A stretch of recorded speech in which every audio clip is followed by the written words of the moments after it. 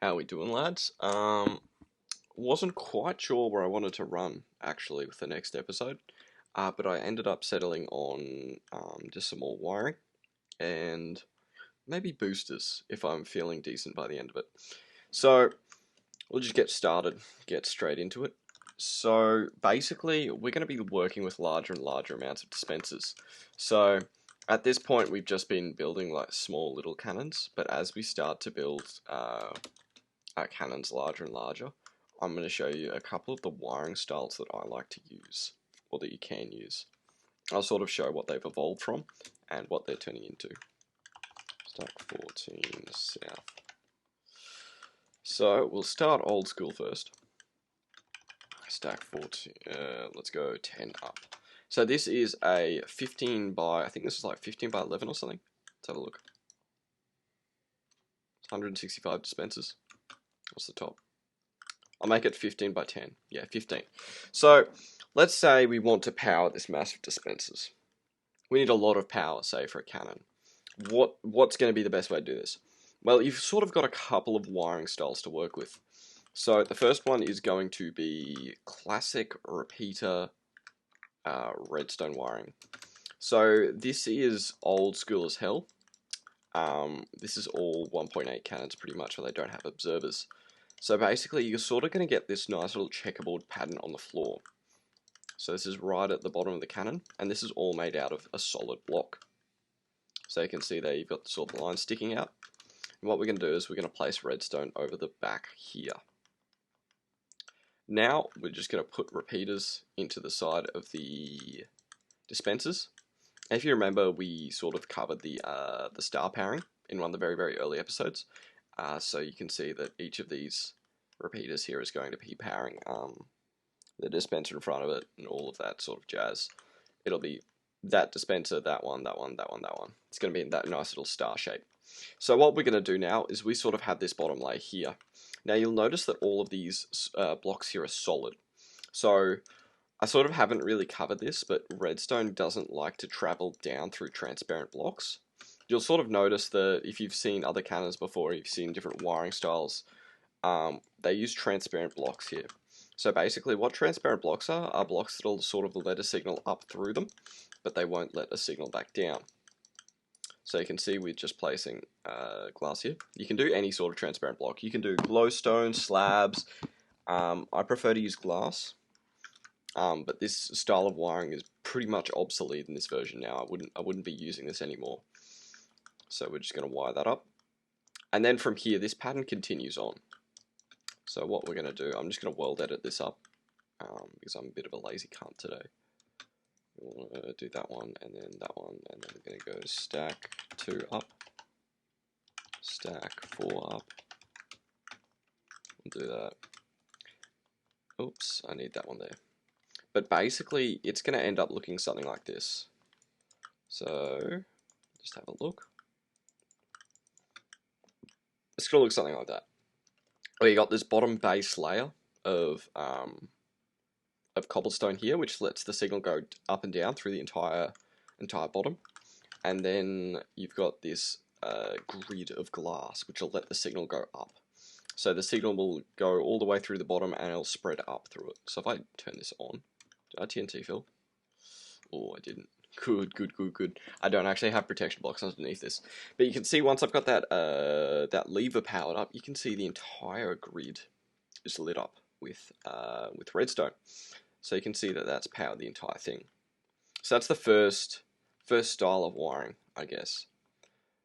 What we're going to do next then is do this again. What you can do as well, I'm feeling pretty lazy, so I don't really want to do this, but you can also use redstone dust in the place of the repeaters. Redstone dust is going to be a lot cheaper, it'll be easier to build, but you're also going to get less distance, because that repeater there, say if this redstone was on like one signal strength less, it's still going to power this repeater, whereas if you have like redstone here on one signal strength and you have redstone, it's not going to actually power this dispenser because it can't travel through that piece there. So that's the downside of it, but you can do this entire setup with normal redstone dust as well. Just set that to air. So that's our first little wiring style. Our second one is going to be torch wiring. So this is still fairly old, but it's still relatively popular, I think, for certain parts of cannons. So I'll just show this. So basically how this works is you have a row of torches. Those torches will power, say, this dispenser here, which will power the one above it and the one below it as well. It'll do that exact same star shape, but the advantage of torch wiring is you don't need to place as many blocks for it. So if we copy this area, and we say, I don't want to do it there. Yeah, let's try that. Stack 3 up. Yeah. I think torches are a bit funky with their pairing. I've never really liked torch pairing, to be honest. What we can actually do is we can set this to redstone lamps just to see if we are pairing everything. I have a feeling it's only going to be doing like 1x2s, or it's going to be a bit weird. So I'll turn that on, off. What's doing that? Okay, so the reason why it's doing that is I'm pretty sure this torch wiring actually abuses something called bud pairing, which I sort of covered with pistons, where they had that little whatchamacallit set up. That's a clock, by the way. You don't really want to do that with cannons. It abuses bud pairing, where the iron door sort of thing, which I discussed with pistons, also applies to the dispensers. So while visually it's only going to look like every second row is powered, it's actually going to be powering the row underneath it as well. It doesn't appear like that with the redstone lamps, but it will be occurring. So stack 4 up, stack 5 up. But basically, I've never really been a fan of this method of wiring. It's quite popular for like something called a web bust, which is a certain type of like very ratio dependent nuke, which I'll get into eventually. But yeah, I've never been a fan of this wiring. Generally, it's pretty much common sense that observers are just like superior basically to everything else in this version, and you really shouldn't be using like any more of these old school wiring methods. We turn that off, on. Now we actually set that to say a dispenser. I might actually be able to just slash. No, I can't slash undo it. Dispenser. I'll just need to restack it. Stack 14 south, and then we'll just stack that 9 up, I think. 9, 10 up. Okay, so what we can do from here is we can slash TNT fill, and we're just going to set this to, well, it didn't power the entire thing, or it didn't fill the entire thing. Set bedrock. I might just need to update them because they're like all world edited in. Oh shit. CE. Oh my god, I just clutched up so hard. Set bedrock. TNT fill. Slash lever. Okay, slash lever. Yeah, you can see the entire grid of TNT does drop there. And that's just down to bud pairing, where it's like an iron door. When you're pairing this one, it's also pairing the one underneath it. It's super funky, but basically the dispensers are just updating each other. Yeah, I'd only really recommend this for web bust wiring. I wouldn't really recommend torch or light repeater wiring at all. And I'll show you why in just a second. But anyway, we'll just set this all to air. Set air. And we're just going to move this 2 blocks up.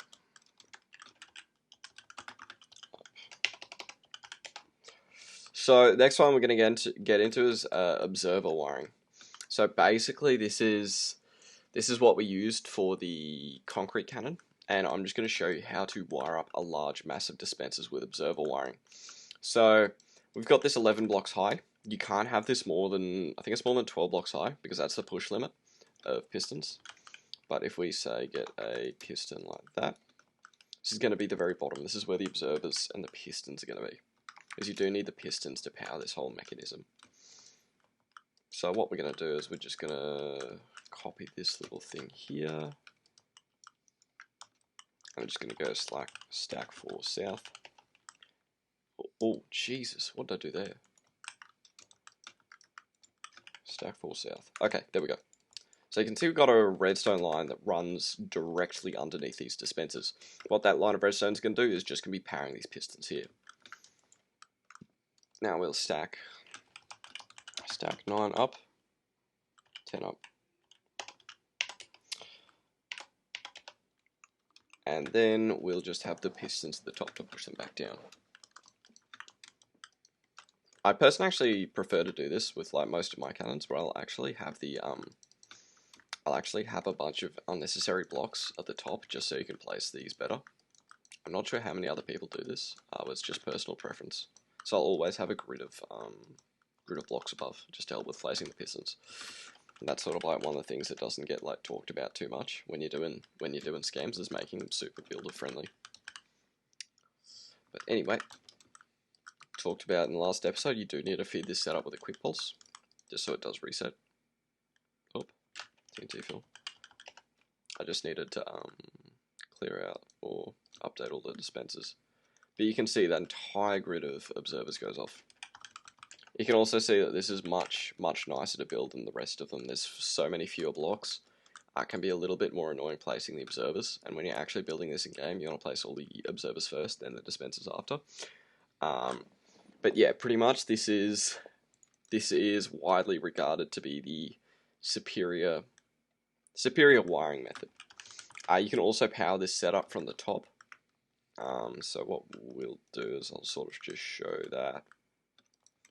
Move 1 up. I never really power from the top, I always tend to power from the bottom. But basically it's just the same setup but inverted.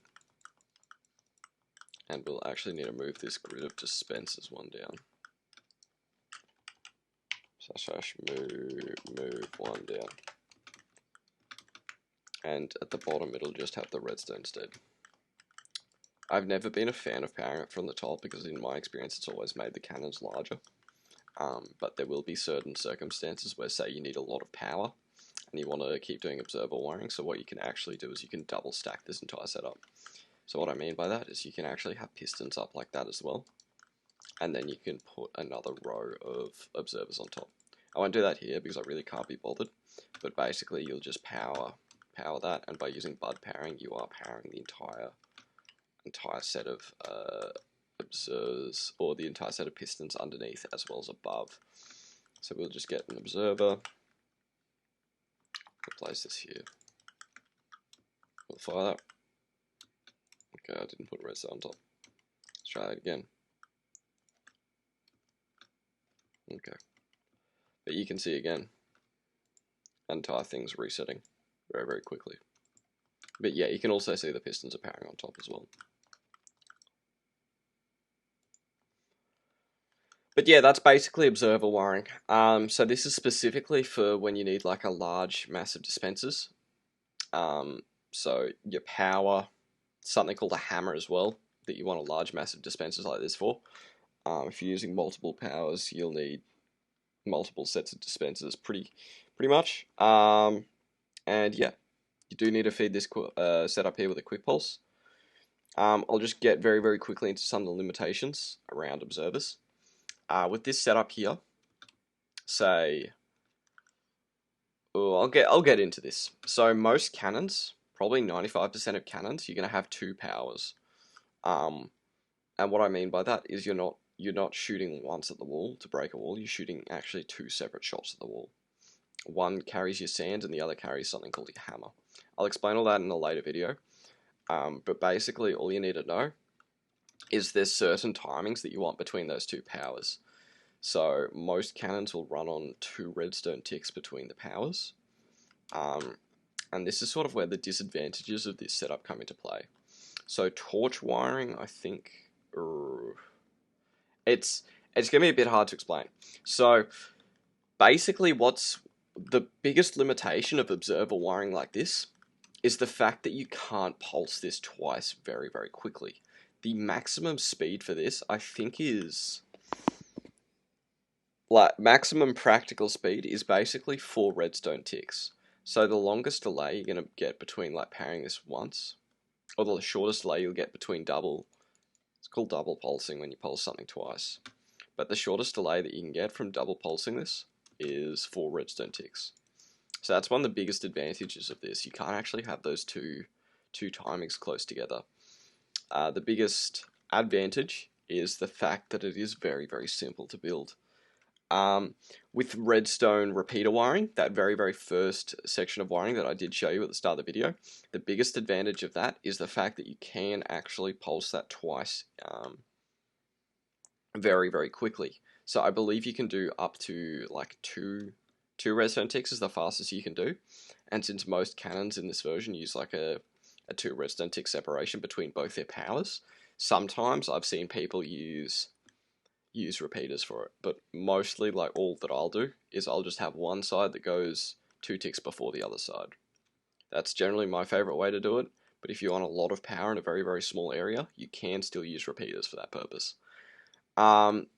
Torch wiring is a bit of a niche one. You'll find it useful in certain circumstances, but for the most part, observer wiring is pretty much the best wiring that you can do in this version. But yeah, that'll pretty much sum up this video. Next video, I think I've sort of decided is I'm gonna do boosters, and then we're gonna make a 10 or a 15 stacker or something, and then we'll just run from there. So apart from that, I'll see you all in the next video, I guess.